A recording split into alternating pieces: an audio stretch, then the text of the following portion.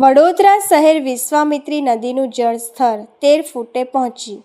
હવામાન ખાતા દ્વારા વરસાદની આગાહી કરવામાં આવી હતી, જેને પગલે વડોદરા શહેર, સુરત, અમદાવાદ સહિતના વિસ્તારોમાં ભારે વરસાદ વરસી રહ્યો હતો, જેને લઈને અનેક વિસ્તારોમાં અને માર્ગો પણ પાણીમાં ગરકાવ થયા હતા.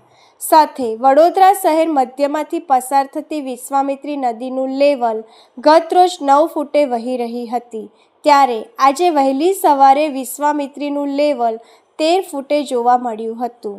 ઉપરવાસમાં વરસી રહેલો વરસાદના કારણે વિશ્વામિત્રી નદીનું લેવલ 13 ફૂટે જોવા મળ્યું હતું.